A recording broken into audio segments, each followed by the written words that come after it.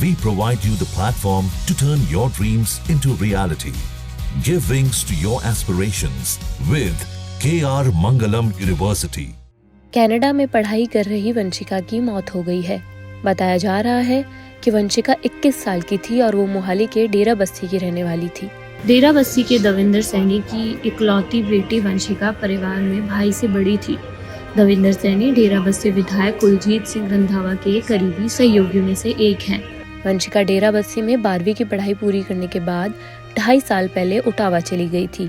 वह 2 साल के कोर्स में नामांकित थी और हाल ही में 18 अप्रैल को उसने अपनी अंतिम परीक्षाएं पूरी की थी। अपनी मौत से कुछ दिन पहले उसने पार्ट टाइम काम शुरू किया था। 22 अप्रैल को वह काम के लिए घर से निकली लेकिन वापस नहीं लौटी।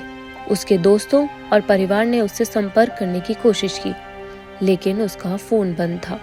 25 अप्रैल को जब उसका दोस्त उसके घर आया तो पता चला कि वह काम से वापस नहीं लौटी है। भारत में उसके परिवार को सूचित करने के बाद उसकी तलाश शुरू की गई। उसे खोजने में मदद के लिए स्थानीय सांसद से भी संपर्क किया गया। वंशिका का शव बाद में समुद्र के किनारे एक बीच पर मिला। इस खबर से पूरा परिवार सदमे में है और पूरे परिवार को संदेह है कि इसमें कुछ गड़बड़ है, क्योंकि वंशिका के पिता ने 22 अप्रैल को उससे बात की थी लेकिन उसके बाद से उसका कोई पता नहीं चला। परिवार का मानना है कि उसकी हत्या हुई है।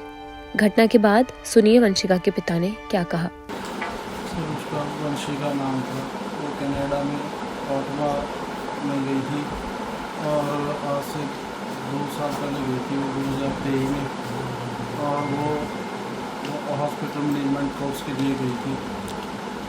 कुछ बनना चाहती थी ज़िंदगी के अंदर, कुछ बड़ा करना चाहती थी और अपना नाम के लिए बहुत आगे भागती थी भी मैं अपना एक नाम बनाऊंगी। मेरी जो बात हुई यहाँ 25 तारीख को शाम के 6 बजे बात हुई।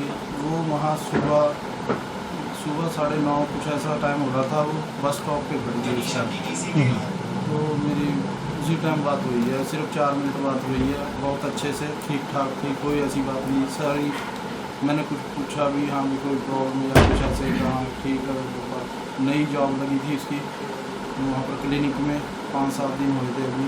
उसके बारे में मैंने पूछा था कि वहाँ का स्टाफ सब ठीक है सारा। मेरी एक्चुअली थोड़ी हैबिट है, मैं बहुत गहराई में उसके साथ बात करता था अभी। तो वो सब ठीक था वहाँ पर, कोई ऐसी बात नहीं थी। पढ़ने में, स्टडी में, हर चीज़ में आगे थी। 26 तारीख को सुबह मैसेज मिला भी वो मिसिंग है।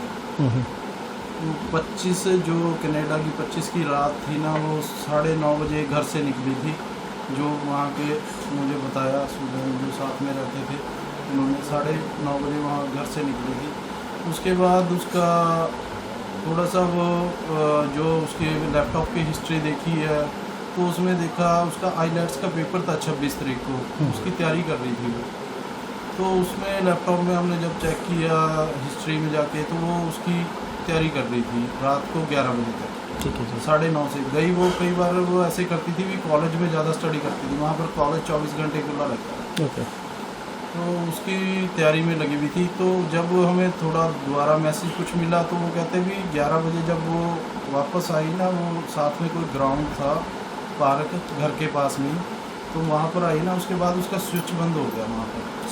हाँ, उसके बाद नहीं उसका पता लगा अभी कहाँ पर गई कहाँ पर नहीं। ठीक है। यही कहूँगा भी मेरी बेटी को जल्दी से जल्दी मेरे पास पहुँचाया जाए। कनाडा गवर्नमेंट को तो कहा जाए कि मेरी बेटी को वापस से यहाँ पर वार्ड बुलाया जाए जल्दी से जल्दी। इस चीज़ के लिए कोई इन्वेस्टिगेशन की जाए वहाँ पर, अगर जो भी ये उसके साथ हुआ, क्योंकि मेरी बेटी ऐसी नहीं थी, वो बहुत होनहार बेटी थी मेरी। तो मैं यही कहूँगा भी जल्द से जल्द इन्वेस्टिगेशन करके और जो भी है इसके पीछे उसको सख्त से सख्त सजा दी जाए। अभी तक नहीं पता चल पाया है कि वंशिका की मौत का कारण क्या है, लेकिन पिता का कहना है कि ये एक हत्या है।